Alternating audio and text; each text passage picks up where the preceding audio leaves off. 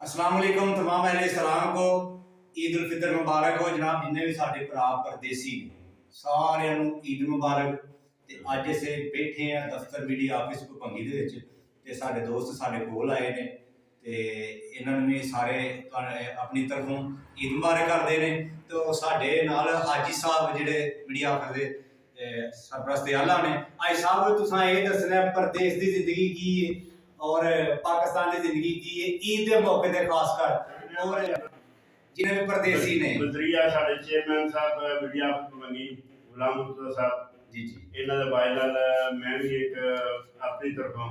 इखलास नाल मैसेज देना परदेसियों को याद करके कि मैं जिन्ने सारे पाकिस्तानी भरा गल्फ कंट्री यूरोप कंट्रियां ने क्योंकि सारे परदेस करके आए चेयरमैन साहब मजा आता है ते ऐसा मजा आता है गुजारी है अल्हम्दुलिल्लाह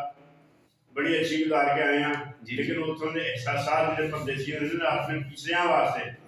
वालदैन भैन भाइयों वास्ते ईद के मौके ते खास कि इत्थे रहने वाला बंदा वो महसूस नहीं कर सकता जेड़ा परदेस रहने वाला जिन्नी तकलीफ महसूस करता है जिन्नी मोहब्बत होंदी है ना उन परदेस रहने वाले वो इत्थे रहने वाले नहीं। बहरहाल इस हवाले नाल मैं तमाम परदेसियां साथियां दोस्तों भाइयों नूं ईद उल फितर और मुअज़्ज़ज़ से ज़माने में क्या बात है क्या मुसलमान होकर वो मुअज़्ज़ज़ से ज़माने में मुसलमान होकर हम खार हुए तार के कुरान होकर क्योंकि असि कुरान पाक के फहमो तफहीम तो पढ़न तो समझन तो दूर हट गए तो दिलो खार हो क्या बात है साहब मेरे का शेर हुई हां कमाल वो मुअज़्ज़ज़ थे वो ज़माने में वो मुअज़्ज़ज़ थे ज़माने में मुसलमान होकर हम खार हुए तार के कुरान हो साडे को कुरान भी है सारा कुछ ही है कुरान साडा है भाई ता को आरों ने और यही तो छड़ छड़िया तार को गए छड़ छड़िया बस वजह क्या है ठीक है। देखो हर बंदा एक तो सानू अपने बड़े बड़े ने पता है कि यकीन सारी सारी दिहाड़ी शाम नाले तेगा ते छियां ते बैठ ला छड़ने खुश आदमी दा ਅਸੀਂ ਤੁਸੀਂ ਸਵੇਰੇ ਸੰਗੀਤ ਉੱਠਨੇ ਆ ਕੰਮਾਂ ਦੇ ਲਾਲੇ ਨੂੰ ਦੁਨਿਆਵੀ ਪੈਸੇ ਕਮਾਉਣ ਨੂੰ ਤੇ ਰਾਤ ਨੂੰ ਜਿਹੜਾ ਨੂੰ ਘਰਾਂ ਨੂੰ ਜਾਂਦੇ ਆ ਸਕੂਨ ਫੇਰ ਮਿਲੇ ਬੇਚੈਨੀ ਜਿਹਦੀ ਤੋਂ ਤੇ ਅਸੀਂ ਰਾਹਤ ਨਹੀਂ ਮਿਲ ਰਹੀ ਵੀ रात में ਕਿਉਂ ਹੋਈ ਇਹ ਆ ਵਜ੍ਹਾ ਮੈਂ ਤਾਂ ਅਕਸਰ ਕਹਿੰਦਾ ਹੁੰਦਾ ਚੇਅਰਮੈਨ ਸਾਹਿਬ जी जी ਪੁਰਾਣੇ ਦੌਰ ਦਾ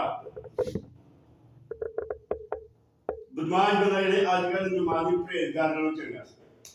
सही बात की है ਯਕੀਨ ਜਾਣੋ ਮੇਰਾ ਆਪਣਾ भाई ਹੈ साहब नूरा डाकू बड़ा मशहूर होया जिन्हें दीन दी खिदमत नहीं की थी ਦੀਨ ਦੇ ਕਿ ਨੀਤਾਂ ਦੇ ਸਾਥ ਸੰਗੋ बिल्कुल बिल्कुल सही बात ਐਸਾ ਮੁਨਾਫਿਕਤ ਨਹੀਂ ਸੀ ਜਿਹੜੀ ਹੁਣ ਚੱਲ ਰਹੀ ਨਾ ਅੱਜ ਕੱਲ੍ਹ ਅੱਜ ਦੌਰ ਵਿੱਚ ਉਹਦੇ ਨੀਤਾਂ ਜਾਣ ਕੇ ਕਿਸੇ ਦੇ ਖਿਲਾਫ ਨੇ ਤਾਂ ਉਹਨੂੰ ਪਤਾ ਹੈ ਮੇਰਾ ਦੁਸ਼ਮਣ जी जी ਅੱਜ ਸੱਜਣ ਬਣ ਕੇ ਦੁਸ਼ਮਣੀ ਕੀਤੀ ਜਾਂਦੀ बिल्कुल ਬਸ ਫਰਕ ਵੀ ਹੈ ਉਸ ਦੌਰ ਦਾ ਹੈ ਨਾਲ ਲੱਗ ਕੇ ਇਖਤਲਾਫ ਜਿਹੜੇ ਨੇ ਉੱਤੋਂ ਮਿੱਠੀਆਂ ਰਹਿਣਾ ਵਿੱਚੋਂ ਇਹ ਸਾਪਾ ਨਹੀਂ ਸੱਪ ਨੂੰ ਉੱਤੋਂ ਵੇਖੋ ਕੂਲਾ ਕੂਲਾ ਕਿੰਨਾ ਸੁੰਦਰ ਲੱਗਦਾ ਹੈ ਸਾਹਿਬ ਤੇ ਵਿੱਚੋਂ ਦੇ ਹੁੰਦਾ ਸਾਰਾ ਜ਼ਹਿਰ ਇਹ ਸੱਪ ਬਣ ਕੇ ਦੁਨੀਆ ਡੰਗਦੀ ਜਨਾਬ